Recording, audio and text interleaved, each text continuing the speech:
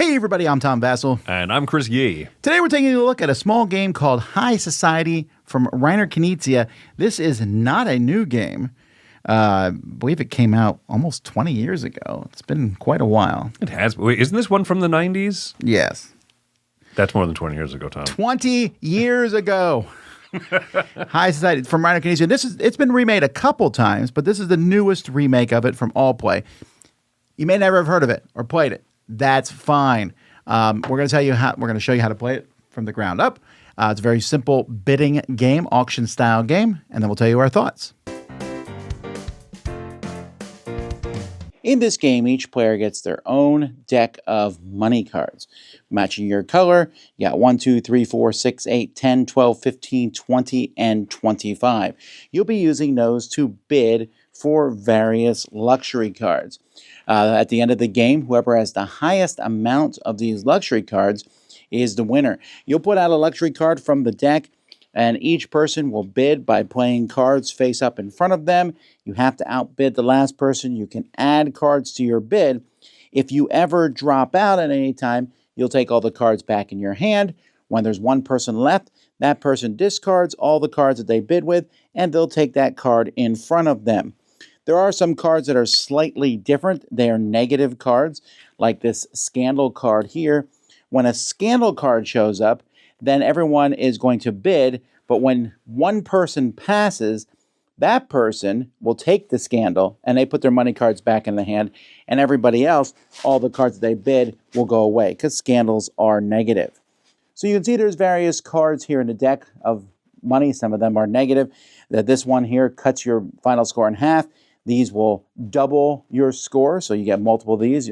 You can get a high value. You'll notice that these 4 cards are purple. They're game-ending cards. When the 4th one of these shows up from the deck, the game ends. There's also some special cards you can turn in, like this one. When you win it, everyone else will get to put the highest card back in their deck, and another ×2 card here, the gambling card. But here's the thing. The game will end when that 4th purple card comes out. And then you're going to add up all your money with doublers and maybe some negative scandals, and whoever has the most wins. However, your money here, whoever spent the most money, whoever has the least money left over, automatically is eliminated, even if they have the most here. So after that person's eliminated, then whoever has the most of these is the winner of the game.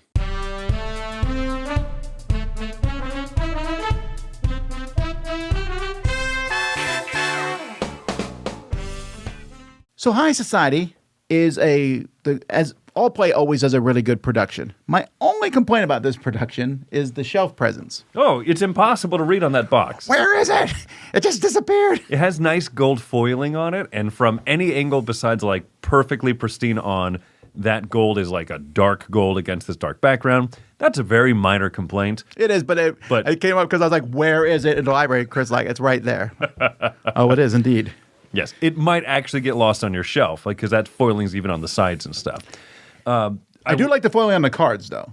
I like how the cards look in general. The card art is fantastic, and I know that, for example, if you've seen previous editions of this game, Osprey had kind of the like flagship print of it for a long time, and so you have to try to make it look at least that good. And I think they did a good job. The art style is vibrant, very Mediterranean, like rich people and everything. A society I'll never be a part of. We are the low society. They don't make that game. High Society is a game that introduced, as far as I can tell, it is the first game that did the whole, if you spend the most money, you lose. Which actually isn't in that many games because it's hard to pull off well. Yes. Yeah, I think the other notable example of that, I think QE, right? The Cleopatra Society of Architects. Yeah, QE, which I'm sure they had played High Society first. Yeah. It's a good mechanism. That way, someone who's just spendy at the right moments, like, oh, I happen to be able to get that 10 and the 9. I've pretty much got this game, clinched or cinched, whatever the word is. That might not be the case. And I think that's a great dynamic. But again, I think it works also here because the game is short. It's a pretty, I mean, sometimes, and if there's I do want to leave, there's one small negative I have is that I think you can have some weird games at High Society. 100%. If the purple cards come out pretty fast, I almost would take 2 and shuffle them in the bottom 5 cards, maybe. I don't know if I want to do that either, though. Yeah. But there could be some wonky games where there's just not a lot out there, and the games are really small. And I'm like, I was ready to bid, and now the game's over. But it's so short, you can restart, and I found that to be rare. Yeah. Games end almost always at a good length of time. What does the box say on here? 30 minutes, but you can play this in 20. I think. You could play it much shorter, especially if that last purple card comes out and it's like midway through the deck. That's a good dynamic because you still have had enough auctions. And yeah, everyone's holding off on that tension of, the third one gets revealed, like, oh, the next one just ends the game. Ooh, maybe I do need to bid for this 5 more than I would normally because the game could end at any moment. That's good, except for, as you're saying, I agree, the few times where it just ends really fast. So this is a game that, for me, has grown as time has gone by. When I first played it, I liked it fine. I like it more, and I particularly like this expansion. They added 3 cards, which I will always play with. 100% agree. My favorite is the 12. The one that if you win, everyone else gets one of their cards back. That is, do you want to win it? But it's 12. You'll probably win. Maybe. Unless you spend the most, especially because you might now have spent the most because everyone else gets cards back. But you know what? It's worth it to win it now because that person over there, their biggest bill that they've spent was a 5. Yeah, take that back. You know what I mean? It has this great dynamic where it doesn't just change that round. It also changes how you're going to play early in the game where you're like, yeah, I'll spend my huge bill. I'm so bad at that. Like, oh, I'll get the 25 back, I'm sure. And that card never comes out. I think that's so good. What the kids call spicy. It's a spicy card. Yeah, so overall, there's the cards that double other cards. There's then the card that doubles everything. And I think it works really well. It doesn't take a lot of explaining. Some people get a little confused maybe about the change. And when you put cards down, I can't switch them in and out.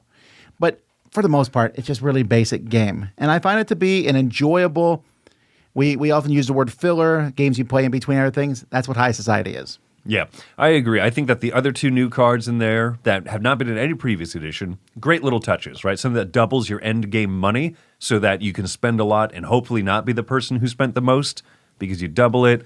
And then the simultaneous face down auction, it's not too much. They didn't add too much. They just changed 1 or 2 little tweaks here and there. And I think that that's very welcome for me. I think it rounds out the game nicely, which is hard to do for a game that's been around for I agree. 20 years. It's almost a micro game in a sense to that. But I like it a lot. Mm-hmm. This is a nice addition of it. As silly as it sounds, those 3 extra cards bring it up a little bit for me because it adds just a little bit extra to it.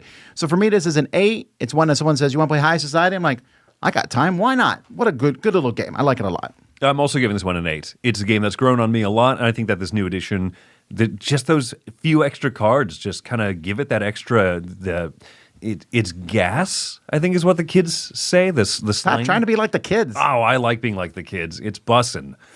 No, this is a great addition to the game. I'm happy to play it, and I think that it works really well. And yeah, anytime it's pulled out, I'll jump into a game. Well, there you go, folks. That's High Society. I'm Tom Vassell. And I'm Chris Yee. We want to say thank you to some of our backers. We want to say thank you to Glenn, Saskia, and Ferdy van Green from the Netherlands. Bussin'. To Ed Prevenslick, Sarah Chapman, and Matt Cordero. Oh, yeah, vibes. Thank you all for supporting us, and thank you all for watching.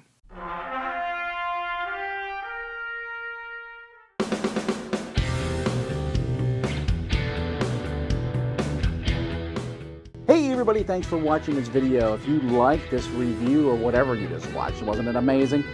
Check out our channel, Dice Tower.